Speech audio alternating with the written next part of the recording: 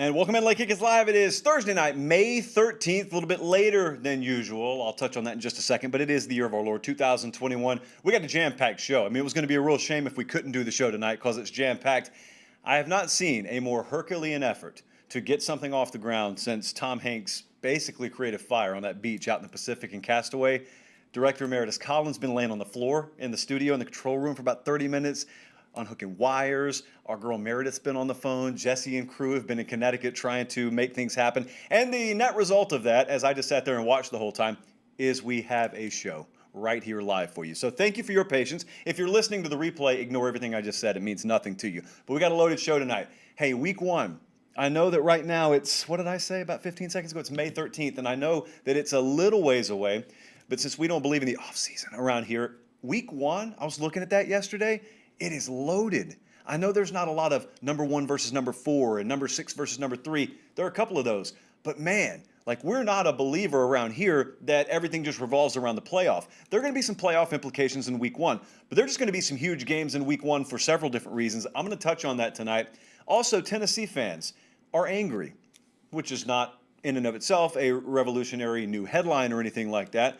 But I think they have a little bit of reason to be. And I'll give you the latest reason why. And so we're going to dive down that rabbit hole. Maybe it is, maybe it isn't. The Big 12. I want to ask you something. A lot of talk about the Pac-12 today. They got themselves a new commissioner. But what about the Big 12? What is it? What's Big 12 football? I don't think the answer is what you think it is. I think things may be changing out there. And we'll give you a little reason why I believe that. Also, I tweeted this out the other day. Got a lot of feedback on it. So I'm going to go a little bit further down the road tonight of if you elect me college football commissioner. And that would require you to be able to vote on it. But if, in this hypothetical world I got a new way we need to do this calendar. And the college football calendar, much like our show, could just be year-round. You don't have to have these chunks of 30 and 60 days and 90 days within activity. So we're going to put that all out there tonight. Remember, follow that Instagram account and follow that Twitter account at LateKickJosh. I decided I want to be at 10,000. By the time we open fall camp, I want that Instagram account to be at 10,000. Now, if you want to do it by the end of the week, that's fine too. But I just started on there. We're putting some stuff on there. What you see on there now pales in comparison to what will be on there in just a couple of months. Believe you me. So let's get this thing started tonight because, man, we got a pretty good show for you, I think. Week one in college football in 2021 is jam-packed. 2021 is going to be an incredible season. Now, I'm going to do more on this down the road. I think it's going to be a renaissance season in college football. I got several reasons why I believe that. So let's table that thought. Just bookmark it. But what you'll have in week one is a perfect microcosm of what you guys really didn't get to have a whole lot of last year. When people ask you, what do you love so much about college football? Everyone has their own unique answer, but it's some form of tradition, pageantry. I always emphasize the urgency because every single week matters. You can't be affording to lose a whole bunch of games. But also, you love the environments, and you just didn't get some of that last year. And now we see state after state after state giving you every reason to think that you're going to have some full stadiums, and you're going to have things returning to as close to normalcy as we've seen in the better part of 2 years around here. And so, I think for that reason, among several others, you're going to have so much stuff delivered to you this year that you have always claimed to have loved about college football. And since you've been missing it for a little while, it may mean a little bit more. It may even bring a tear to the eye. But I'll tell you, you don't have to wait. It's going to be in week one. Week one is really loaded. Our philosophy all the while around here, as we tee this up in a second, is to remind you we are not a show. Late Kick has never been, nor will it ever be a show that looks at a game and says, all right, like, for example, Indiana versus Iowa. Do I think either of those teams are going to make the playoff? If the answer is no, push it off to the side. Doesn't matter. We don't do that around here. We don't do the projected playoff rankings after week one. We just don't bother with that foolishness. If you're into that, that's fine. There are a lot of places you can go for that. Around here, we don't revolve our content plan around the postseason. It is regular season. That's what we care about around here. With that in mind, I want to tell you how loaded this week one is, and it's not just one day. Saturday is going to be great. But, man, Jesse's been making this graphic all day. I think he had to do some of it by hand. Man, this is a lot to process. I want to tell you what you're about to be served up. It's going to be on a platter for you starting on Thursday night, and it's going to stretch all the way to Monday. So this is that Labor Day weekend. This is when college football kicks off. Thursday night, it starts with Ohio State at Minnesota. First time you've seen Ohio State, obviously, since their loss in the national title game. Probably going to see C.J. Stroud at quarterback. You get to see that wide receiver core. First look at that defense, by the way. That's really what I'm focused on, to be honest with you, more so than anything. And also, Minnesota is going to be overlooked here. I think Alabama versus Miami, that's another example of Miami team going to be solid. Miami and Minnesota are solid programs. They'll be double-digit underdogs in these games, though. So I wonder twofold about those games as we start this preview off. I wonder, can they put up a fight?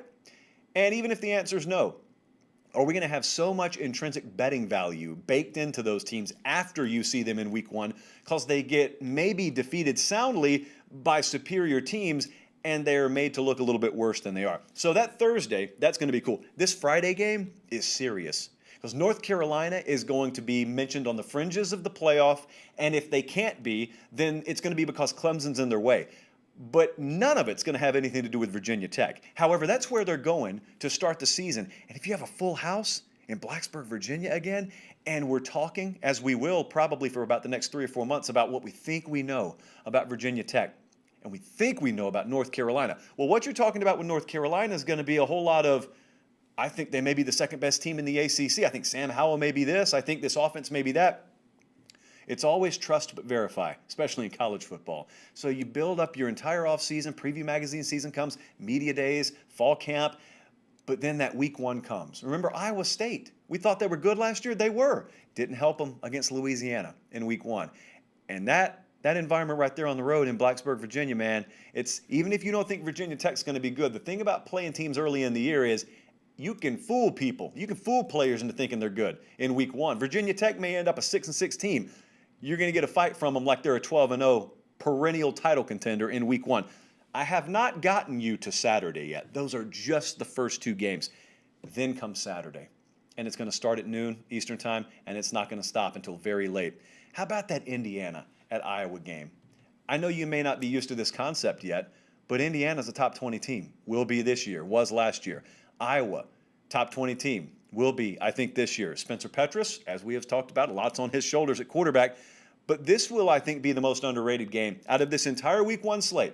You mark my words. It's going to be a lot of talk about Georgia Clemson. We'll get to them in just a second. What's Bama going to look like? What's Ohio State going to look like? You got Notre Dame, Florida State we're going to talk about in just a second. But this game right here, this is the one that when you're talking about who's there down the stretch that maybe you didn't expect at the beginning of the season, well, one of these teams is going to be a prime candidate. You may expect Indiana this year, maybe you don't, but this is going to be a really, really good game. You've also got a bigger magnitude game, I think, bigger brands combined in the Big Ten in that Penn State-Wisconsin game. I mean, that one's really good too. Penn State had a disastrous 2020, and I thought Wisconsin had one too, but see, Wisconsin was well on their way, and then a lot of stuff derailed them too, part injury, part COVID. And the thing about it is, these are two really good teams that may be overlooked going into the year for different reasons too. I'm extremely excited to look at Wisconsin's offense in this game. And for that matter, Penn State's too. Finally, you had a spring with a new offensive coordinator, Mike Yurcich, formerly Tom Yurcich on this show. Mike Yurcich, you get to see the Penn State defense. What are we looking like at linebacker there? Have we found some adequate pieces? And Louisiana at Texas. The aforementioned Billy Napier still led Louisiana team heading to Texas. Everyone remembers week one last year. And you got a new coach at Texas because the previous staff didn't get it done. And unlike last year, where I think Louisiana was a 2-touchdown underdog, it was somewhere between 10 and 14 points.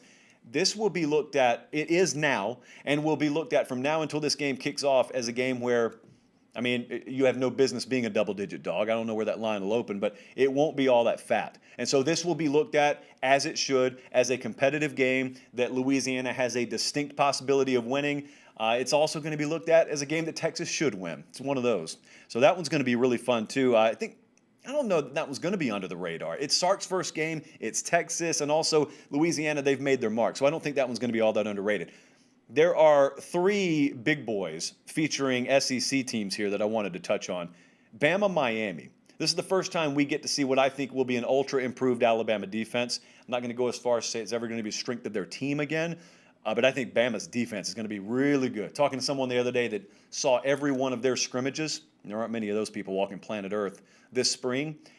And, suffice it to say, they're very excited about that defense. But we also get to see Bryce Young for the first time. And for that matter, Derek King. They believe at Miami he's going to be ready to go in week one. So we'll get to see, for better or for worse, we'll get to see how many strides that Miami offense has made. Georgia-Clemson is the biggest game of the weekend. Georgia-Clemson is going to be one of the biggest games of the year. These are two top 5 teams, regardless of what poll you look at. I'm sure the JP poll will have both of them top 5 too. I don't really need to do much to build the marquee for this one. But I am extremely interested if Clemson were to lose this game, if Clemson were to drop this game. I think they're going to open as a slight favorite. We'll see how that happens. We've still got a while. But if they were to lose this game, it's going to depend a lot, obviously, on how competitive the loss looks, if it's 27-24 versus 31-13. But if Clemson were to lose this game, I'm interested to hear what the talking point will be sort of nationally. We exist in our own little bubble over here, but the rest of the national cats wonder if they are willing to. Does anyone have a set on them enough to walk in and say, we've in the past said that UCF can't have a shot. Cincinnati can't have a shot. I've been one of them, by the way. But we've said they can't have a shot because they don't have a strong enough schedule. Well, I'm looking at Clemson's schedule the rest of the way. They needed this one. Otherwise, they're going to need a lot of help from the ACC. Someone's going to have to emerge, maybe a couple of teams that we didn't see coming. Otherwise, I don't know that Clemson can get fat enough on this schedule. I just wonder if that would be a talking point. Now, if Clemson wins, no big deal. Now, my actual belief here is even if they lose, if they run the table rest of the way, win the conference, they'll be in. Just interested to hear the talking point. LSU at UCLA, I would imagine, is going to be a later game. Here's the thing about this. This is technically week 1. Director Emeritus Colin, I don't know if you and I talked about this. LSU opens at UCLA. He had to correct me on this the other day. I sat out here and said, who do they play? Who do they play? And Colin had to come in my ear and say, UCLA. LSU's first game is against UCLA. UCLA's first game is not against LSU. This is one of those let's schedule Hawaii in week 0 ordeals. So UCLA will already have a game under their belt. And they get LSU at home. I don't know what in the world LSU is going to look like. Right now, we don't know who in the world is going to start at quarterback for LSU. I think the slight betting favorite has shifted. I would even go as far as to say amongst Tiger fans, and I've spoken to them a lot this week for different reasons, I would even venture to say you'd probably find more Max Johnson money down there right now than Miles Brennan. I don't know if that extends to the coaching room, but nevertheless, that's not settled. So that one's going to be ultra intriguing. And also, we extend to Sunday because you've got that standalone pre-Labor Day, Labor Day Eve game. And this one's going to be Notre Dame against Florida State. Now, this is Mike Norvell's second year in Tallahassee. Mackenzie Milton is one of our spotlight players. We're paying as close attention to him as we are, well, I won't say any player. He's one of our 10 most focused on players, and there are a lot of players out there. But I want to ask this simple question that we have plenty of time to dive into over the course of the next couple of months. Who do you think will have the quarterback edge in this particular game? Jack Cohn's coming in. He's like 35 years old, and multi-year starter at Wisconsin, comes in, and he is the starter now at Notre Dame. He's established. You've seen him before. You know what he has. You've also seen Mackenzie Milton at a prior stop at UCF. The difference is he's coming off major reconstructive knee surgery, and there's a lot of question mark around him. If the question marks are answered, I don't know that may not end up having the quarterback edge in that game. Now, it's 4 quarters, so who in the world knows how that plays out, even if you do have a quarterback edge. But you want to talk about reverse engineering. Remember week 1 last year? That's when Georgia Tech went down there and beat Florida State. What if Florida State turns things all the way around and they top Notre Dame in Doak Campbell Stadium to start 2021? That'd be interesting. It's still not over, because then you go to Labor Day and you're out on the lake and you eat copious amounts of hot dogs, and who in the world knows what else you guys are ingesting, knowing our audience. But when you're done with all that, you go in, and I know World Wrestling Entertainment owns the rights to Monday Night Raw, but if they didn't, could I not call Lane Kiffin being in Atlanta, Georgia, primetime standalone game on the Monday night? Could we not call that Monday Night Raw? Yeah, I think I'll call it that anyway. I probably just won't get the licensing. I'll probably get slapped on the wrist for it. Ole Miss against Louisville on a Monday. Again, standalone. Beautiful words in our business. Standalone game. And then, and only then, will we be able to put a bow on week 1 of college football. Think about what you've learned already. You've been able to see Bama. You've been able to see Ohio State against very competitive teams. You've seen probably a knockdown, drag-out fight between Clemson and Georgia. You've gotten to see really 4 of the other contenders in the Big 10, Penn State, Wisconsin, Indiana, Iowa. Sark and Texas have to walk a tightrope against Billy Napier and Louisiana. You've got all that, and you get to find out if LSU is going to be back to any kind of 2019 form or anywhere close to it. And you don't even have to wait to Saturday for it to start. So North Carolina at Virginia Tech, I think, is a sleeper game. There is so much to love about week 1. 2021 in college football, just start it now. It's going to be a renaissance year. And it's not one of those deals where you'll have to wait until like week 7 to see, does it feel normal? Does it feel? I think you'll be back to normal after week 1. I want to talk to you as I reset our computer screen here. I want to talk to you guys at Tennessee and everyone, because everyone's dealt with this. No one, even Alabama fans, your program has not just always been flying at 42,000-foot cruising altitude and you're looking down over the rest of the sport. Colin, here's your in cut right here. Tennessee fans have been angry as of late. Now, Tennessee fans have been angry over the years for several different reasons. I've largely had their back. I think that since you invest to the degree you do, you have the right to get a little angry, get a little aggravated about the state of the program, which has been nothing to write home about for several years now. But I was perusing, you know how rarely I use that word, I was perusing the Vols 24/7 board 2 days ago, or maybe yesterday, and I came across a thread about Henry To'oTo'o. Now, we've already talked about him on Late Kick. He was the big-time linebacker transfer, went from Tennessee to Alabama. That happened last week, so this is not a Henry T segment, although it inspired it.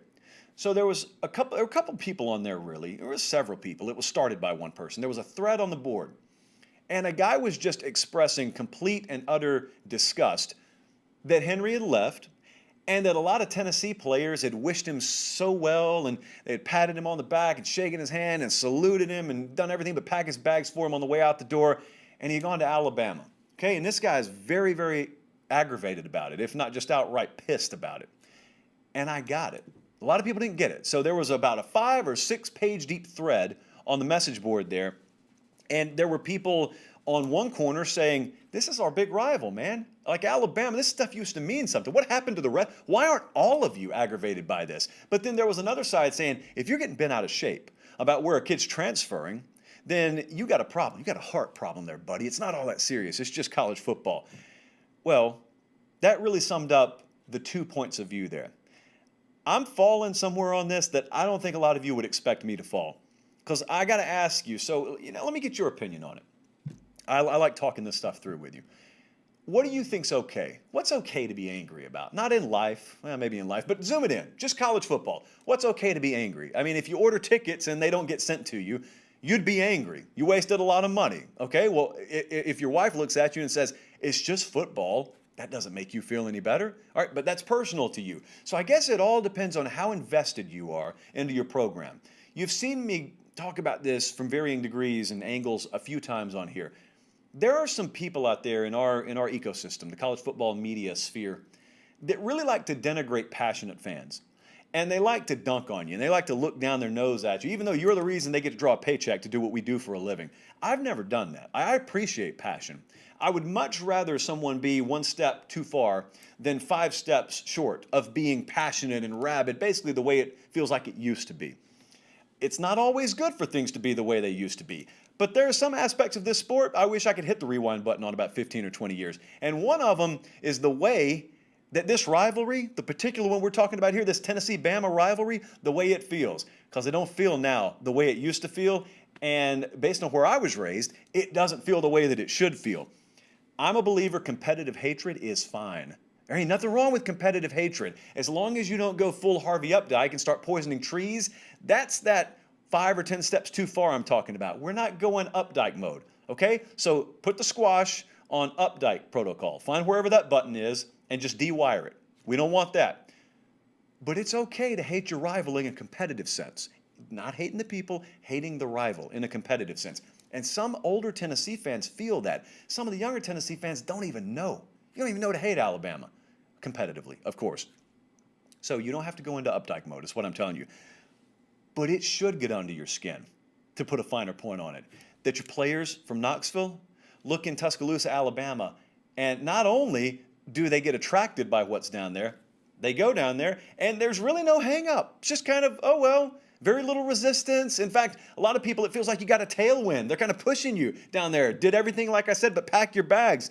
And there seems to be a misinterpretation of the source of anger here.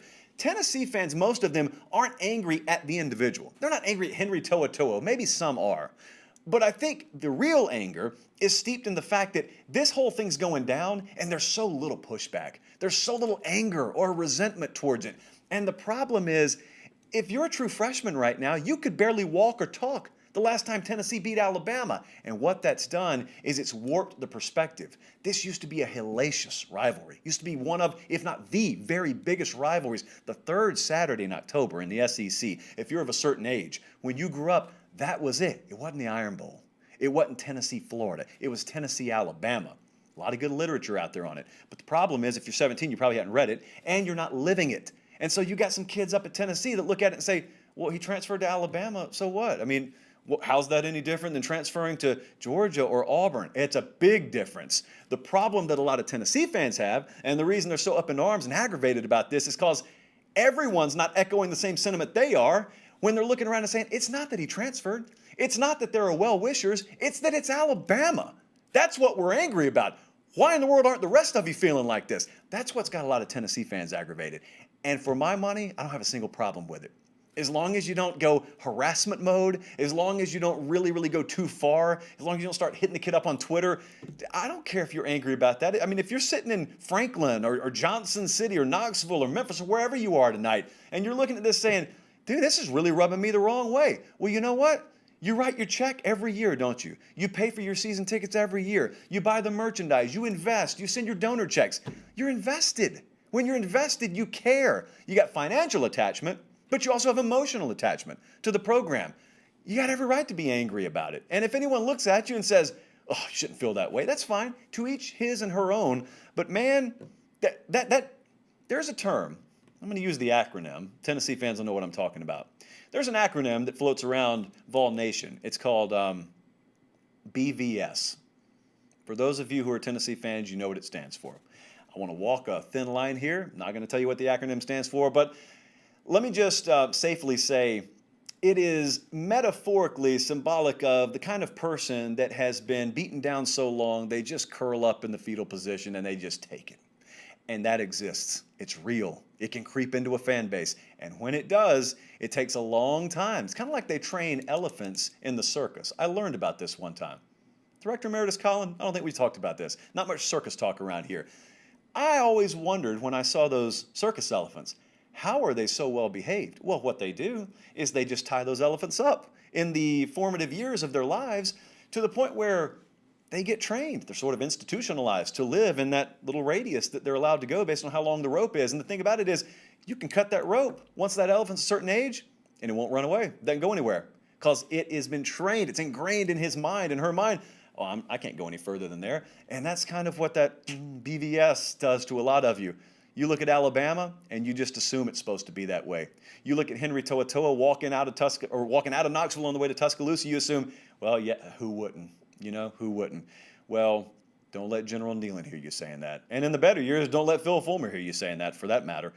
I really hope this changes, because you want to talk about the health of a sport.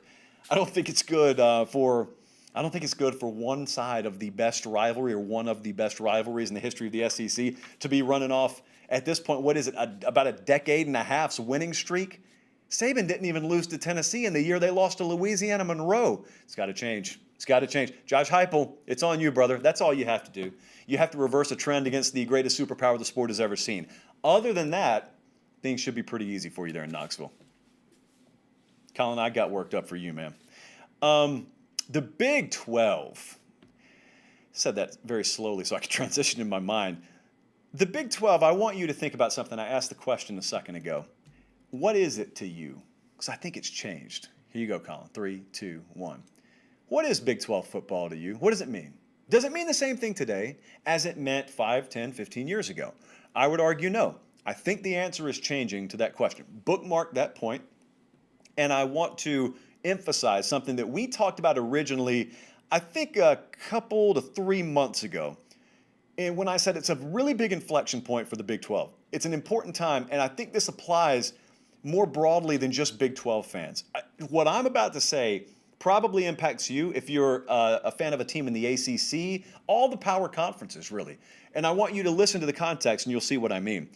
Coaches know it. Coaches know what's happening in the Big 12 right now. I think maybe the public perception is going to be slow to come around. But, man, I was really glad I heard what I heard this week, and I'll mention it in just a second, because there was a coach in the Big 12 that so perfectly encapsulated what's actually happening out here.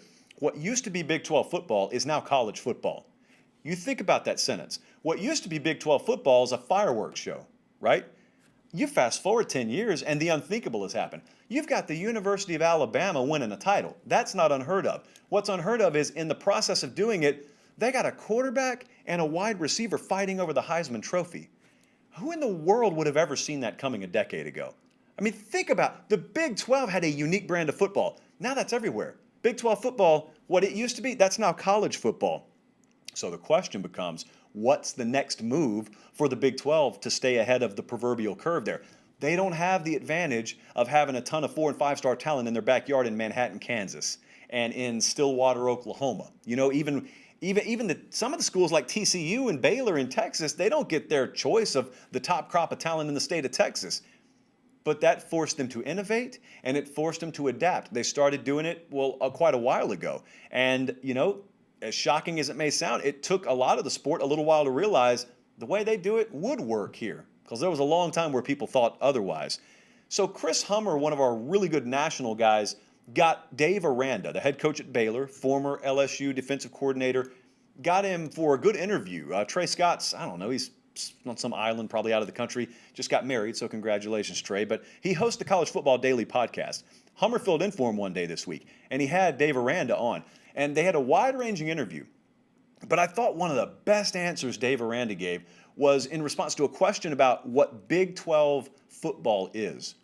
And Hummer just kind of tossed it up to him. Here's the softball. You take it wherever you want to go. What is Big 12 football now? And man, Dave Aranda so perfectly encapsulated and in a lot of ways I thought validated a segment that we did a couple of months ago. Here are some of the ways that Dave Aranda described what he thinks Big 12 football is now. Majority 12 personnel. 1 running back, 2 tight ends, 2 wide receivers. He specifically made a point to emphasize that Leopold, coming from Buffalo to Kansas, will only further that development. Wide zone league, max protection league. 2- and 3-man route concepts are the norm there now.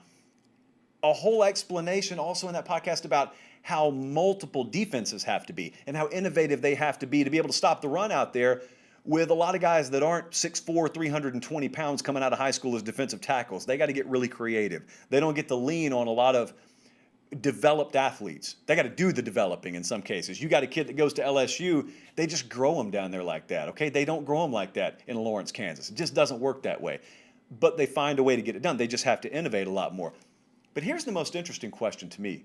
Okay, so now that the rest of college football looks a lot like the Big 12 did a decade and a half ago, well, now the Big 12 starts to look a little bit more, and there are differences here, but from a 50,000 point of view, they look a whole lot like maybe schools did before they adjusted and looked like the Big 12. That's a lot of word salad, but what I'm asking you now is this. Once upon a time, schools in the SEC looked at the Big 12 and they laughed at them. They called it basketball on grass. They said, that stuff works out there. It would never fly down here because of hashtag SEC defense. And then everyone in the SEC started doing what folks in the Big 12 used to do. But during that time, whether it be Mike Leach at Texas Tech or whoever, there were a lot of Mike Gundy at Oklahoma State. When they started to light up the Big 12, schools down here would have job openings. And they'd look out there and they'd look right over the Big 12. Because there was a perception, right or wrong, I think history has judged it, but right or wrong, they'd look and say, that style wouldn't work down here. So even though the stats look good and the record looks good, we're not going there, okay? That's a no-no. So if you want to look west, that's fine. Look all the way out to the West Coast. Maybe they got someone out there that we could go and get and be viable. Remember when we did it with Urban Meyer, for example. Got him at Utah. He came down here. He was good. But people thought, oh, Big 12 coaches wouldn't work. Well, that insulated some of those guys. So they stayed out there a little bit longer than you typically would if you were having that kind of parallel success at another program, doing it a different way. Well, now I wonder this. I was talking to Hummer about this right before we started the show. I almost wonder if now you could have the same kind of insulation in the Big 12, but for the totally inverse reason. Now everyone wants to be wide open. I mean, look, if you were to have a job opening at LSU today, what kind of offense would you be looking to run? If you had a job opening at Florida, what kind of offense would you be looking to run? If you were to get a head coach in there and have his introductory press conference, in other words, do you want to be here? Are you looking for a head coach to come in and talk about how much max protect they're going to be running? How much 12 personnel they're going to be running? That doesn't sound like the press conferences down here these days. Everyone's wide open. Everyone's spreading it out. Everyone's putting athletes in space. And so I almost wonder if these coaches are having success out there. I almost wonder if you get looked over again, but for the total inverse reason, and it's to the net benefit of the Big 12 because you get to incubate some coaches out there and you don't constantly have to worry about them getting plucked. I know that that's going to be very much a case-by-case situation, but I'm just kind of interested because I don't know the answer to that. It could be a total moot point, or it could be valid, and in 2 years you're looking around saying, wow, I tripped up and got a point right there. So keep an eye on that. But the Big 12, man, it's changing. Times are changing in the Big 12. Dave Aranda's right about that. He must have watched the show. I don't know. I asked the other day, not rhetorically because I put an idea out there. I asked, what do you think the perfect college football calendar is? I'd love to be the commissioner of college football. I'd take the job. I think I could do it maybe after hours and still keep Late Kick on air here. But I said on Twitter the other day, at Late Kick Josh, one of my first acts, if I were college football commissioner, is I'd try and do a buyback program for all the TV contracts. And I'd buy them all back so that I could just completely restructure the way TV deals work. But that's going to be tough. I'll admit, could be 1 day, could be 2 days before I get that done. But in the meantime, I want to completely revolutionize college football calendar. You know, one of the things that rubs us the wrong way on Late Kick is when college football fans, usually in an argument about expanding the playoff, talk about how the NFL does it. Well, the NFL does it like this. And why don't we do it like this? Well, because college football is not pro sports. That's why. Period. That's normally where that should end. But then you got to get into the context. But my point is, I really can't stand 98% of the time when someone says college football needs to do it the way the NFL does. But there is one or two areas, and this one in particular, where I think the NFL gets it right. The NFL understood a while back that they did not have to compartmentalize themselves. They didn't have to acknowledge NBA season or baseball season. They were the behemoth, okay? They're the 500-pound gorilla. Everyone else has to get out of their way. They're the freight train. And so the NFL figured, just like we do with this show, our philosophy is we have no off-season. The NFL doesn't have to have an off-season. They can just go year-round. They can expand their calendar and go year-round. You don't play a game every week, but that doesn't matter because fans are interested in the sport, not just the games that are played, but everything that revolves around it. So you are not a planet. You are your own solar system. So whether it be the draft or the season or mini camps or free agency, everything is revolving around that Death Star, or the sun, I guess, in this case, that says NFL, that shield. Well, in college football, I could do the same. So I told Jesse, crank up the graphics machine because I want to put together our perfect calendar. Keep in mind, I have been elected college football commissioner. I have no staff, so it's just going to be me. I sit in a room, I have sandwiches brought to me, and in the meantime, I work on things like this. I want to change the calendar to where we have events year-round. Here is how, in an ideal world, let me print out my trusty graphic here. In an ideal world, here's how this goes. Let's start in January. You know, we got the playoffs there, and we got the national championship game. January is a really good month. Of course, you have recruiting extending into February, and then you got the second signing period. You may call it the late signing period now, at the beginning of February. But also, here's the first event that I'm going to add. You know, I've been a longtime advocate for allowing schools to schedule other schools for their spring games. If you want to, you don't have to, but if you want to, instead of playing an FCS team in the fall, you can schedule them. We'll get you a TV partner. You can pay them their $700,000. They can come in. You can have an actual game that fans would be infinitely more excited to watch than just a good-on-good scrimmage. And I'm going to announce who's playing who, or whomst is playing whomst, during February, right before March. When we get to March, I got an even bigger announcement for you. I am going to totally do away with the practice of announcing schedules 17 years in advance, or 7 years in advance, or even 7 months in advance. I'm going to know your schedule, but the rest of you are not, okay? So here's what we're going to do.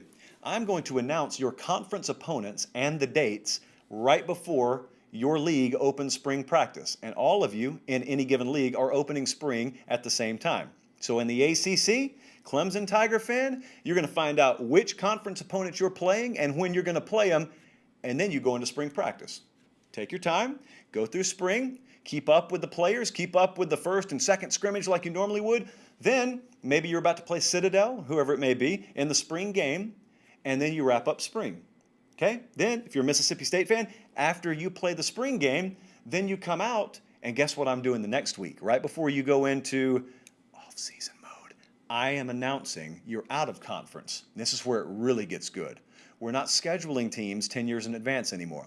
We're going to announce your conference opponents, and we're going to do it with league and TV partnerships. And I'm taking it somewhat out of your hands. I'm sure I'll get no pushback on this from the league.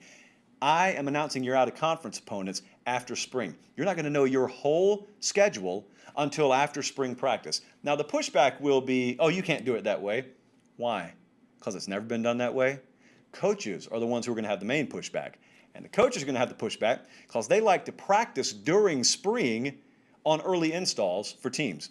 Tough is all I can tell you, okay? We had Brigham Young and Coastal Carolina schedule a game in a week last year, and it worked out okay. So I'm not going to listen to you with that army of off-field analysts you have. Tell me, I'm looking at this. April, we would only have May, June, July, and August to get ready for that out-of-conference game in week 1.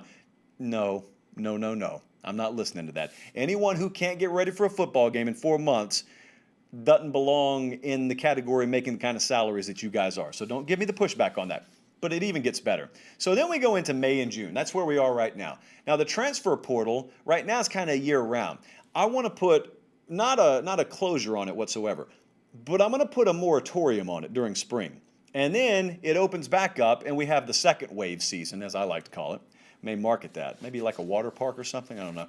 But we'll have transfer portal openings, and it's recruiting season right now. So May and June, and this is kind of naturally happening. It's organic. I don't have to do it. That takes care of May and June. Now, if you're looking for a down period, this will be it. Now, I'm open to suggestions if you guys want to put another event here. But in the meantime, we're looking ahead to Media Day. Media Day is in July, and those would be various weeks for various conferences. And then guess what happens in August? Camps open. Does it really feel like you just had an off season? No, because you didn't. We're doing away with it. Okay, we've already done away with it on Late Kick. It's working fine. We had incredible viewership the other night because you guys have fully bought into that philosophy that it doesn't exist. And so you're watching the shows like you would during the season. So thank you for that. But then we go into September, October, November, December, normal football season. December, of course, you have conference title games. Then you have the playoff selection process. Then you have the early signing date, and then you have bowl season. That should be the college football schedule. That's my entire calendar. That's the way we're going to do it. Not if, but dare I say, when I ride a wave of you guys' momentum and support to conference commissioner and really college football commissioner status. I would really like feedback on that, though, because here's what it looks like, and I want to know, is there anything you take away, or, and this is maybe what I'm more interested in because I'm kind of set on the schedule, guys, but I do want to know, are there any other events? What should be public? What should exist that doesn't exist right now? Do you think there's a flaw in not releasing a team schedule until right around their spring practice for that year?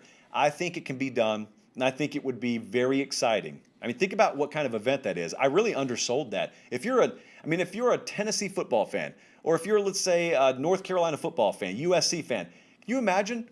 I wonder if we're going to play Oregon this year. I wonder who we're going to have out of conference. It could be UNLV in week 1. It could be Alabama in week 1. I don't know. Do you know? I haven't heard anything either. Well, my cousin works in the scheduling department, but they hadn't made the graphics yet. That'd be a really, really fun event. So that's my perfect calendar there. I am open to suggestions. I always want to put it out there, open to suggestions. All right, I wanted to close. Well, we're not closing because I got one more point to make. It's very important. We added it like an hour or less before the show started. It was a huge day in the state of Arkansas. It's a huge day for the University of Arkansas. It wasn't huge because they unveiled their new name, image, and likeness plan, and it's a good one. And it was a good day for that, but not just because of that. It wasn't a big day because they changed the futures of many student-athletes' lives. It wasn't just a big day because of that. They changed the future of their program, too, for that matter. It wasn't a big day just because of that. No, Arkansas had the good sense to, like many a program before them, put our show in the hype video release for this new venture. Let's take a look, and then I'll talk on the other side. Now, those numbers matter more than ever. Name, image, and likeness. You need to view this as an opportunity.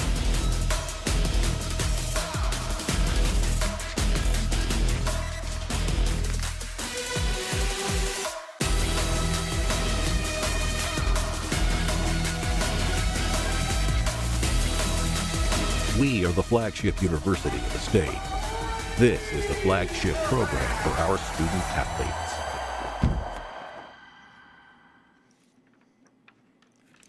Hat tip, University of Arkansas, official friends of the program now. I don't know how much plainer I can put it. We do play favorites around here. Most people do, they lie about it. We don't lie, we don't cover it up, we don't hide it. We play favorites. South Carolina put us in their hype video, played us in the stadium during the spring game a couple of weeks ago, friends of the program. Woo Pig, they put us in their promotional video for name, image, and likeness release, friend of the program. Just like that. Don't let them be the last. Because there's going to be a cutoff at some point. At some point, the room's going to get full, but it's not full yet. There is room for not all, but there are room for more. So we play favorites here, yes. But did you notice something in that video there that Jesse just played? Good old-fashioned SOT in the industry. He played that video, and yeah, it was great that we were in there. But on a much more serious note, I've mentioned Arkansas. When I've hypothetically talked about name, image, and likeness, you guys have heard me do this before. There are a few schools that I throw out there if I'm just using random examples, but you've probably noticed, several of you Arkansas fans have, I always throw Arkansas in there. It's not by accident. I've been in communication with them for a while about this, and some people in the know behind the scenes there about what their plans are for name, image, and likeness. You see, everyone's got their angle on this, and everyone's hurrying to get their approach out public and their hype video and their plan, and let's get it out there so that people can talk about it like we're doing right now. You get us to talk about it by putting us in your hype video, plain as day. But people are going to have different approaches, and people are going to emphasize different things. When I've been talking about Arkansas, it's because I thought they had an approach that was going to be fairly unique unto anyone else. And sure enough, we saw their release today. You can see it in its entirety on the school's website. But we saw their release, and there was something in that little 30-second clip that Jesse just played. That wasn't the whole video, but that 30-second clip. They were the names J.B. Hunt, Tyson, Walmart, Pepsi. You guys have probably heard of a few of those companies. Walmart, they probably have one or two in your state. That's the first that you've seen of that, isn't it? You've seen a lot of these releases. That's the first you've seen of direct inclusion of major brands. So far, the approach from many programs that I also think have done a good job is focused on the brand building itself and using various platforms. Arkansas is using some of these too to focus on building your brand. But thus far, that direct attribution in videos of saying, hey, Walmart, Tyson, J.B. Hunt, trucking company, for those unfamiliar, hopped many of their intermodal containers in the past. We've got them on board. You know, that's why I kept mentioning Arkansas. See, a lot of people thought I was crazy because a lot of people think that it's all about the current Tier 1 programs. The current big boys are just going to further distance themselves.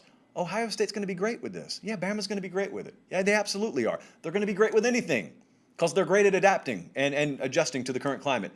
But I've told you about NIL, and I will continue to tell you, this is the start of the example that I have looked forward to with Arkansas. Arkansas is one of potentially a few programs that don't take down any Tier 1 teams. But this is opening a door that's never been opened before for access potentially for maybe one program or maybe 7 or 8 new programs to ascend to Tier 1 or Tier 2 status. Don't focus on their current setting. Don't focus on current results. If you've got culture figured out, which they do at Arkansas, and if you've got future and vision figured out, there is not a ceiling right now on how far you can go. A lot of you are having trouble with this. You can't picture Arkansas being a serious contender because you haven't seen them be a serious contender in your lifetime. That's because that was in the world that existed 5 years ago. We're looking at the world 5 years down the road. It's going to be radically different. And having some of those names on board and having the people that I know are at the helm of this particular venture with Arkansas, it's a statement. It's a statement in many ways. I want to read a very, very brief portion of, ironically, the statement they put out today. Through their marketplace, NOCAP, it's an acronym, it's one of the services they're using, we'll also be able to connect Arkansas student athletes with businesses locally, regionally, nationwide, and globally to help maximize the student athletes' potential partnerships. I'm being recruited by Arkansas. All I heard was, you can help me partner with some of those brands that you just flashed right before my eyes. That's a lot of potential. It's a lot of potential. So think about the resources. Moving forward, Arkansas and otherwise, think about the resources that certain programs have at their disposal. This could be a serious breath of life for programs like, let's say, Stanford on the West Coast, depending on how committed they are. Stanford has got Half a dozen of the biggest tech companies on planet Earth right in their backyard, and all those grads from Stanford work there. Who's to say that they don't get their teeth into that portion of this the way that Arkansas is doing with the resources they have in their backyard? Listen, I know at the end of the day, it's hard to connect all this. Don't worry about it. If you're an Arkansas fan, if you're in Fort Smith right now, and you're listening to this, you don't have to know what all these acronyms mean. You're not running the program. It doesn't matter. What you have to know is today, Arkansas took a giant step closer to being able to contend in major college football than they were yesterday, given what the existence had been. This is what it will be, not so much what it has been. People's expectations are going to be built based on what it has been. Your expectations and future perception of reality needs to be built on what it could be. And what it could be at Arkansas is something really special. So that's what I wanted to close with tonight. Really good show. Happy we were able to get it off the ground and running. Thank you so much for sticking around. Remember, like the video. It helps us greatly. Subscribing to the channel, the 5-star reviews and the podcast, all those things keep our show free for you. And so as long as we can do it, that's going to be ultimately determined by as long as you let us do it. Thank you so much. Remember, at Late Kick Josh, Instagram and Twitter, for Director Emeritus Colin, Jesse, and the entire crew pulling off miracles all over the place tonight to get us on the air. I just sat here and talked. And thank you so much for sitting there and listening. Have a great rest of your week, and God bless.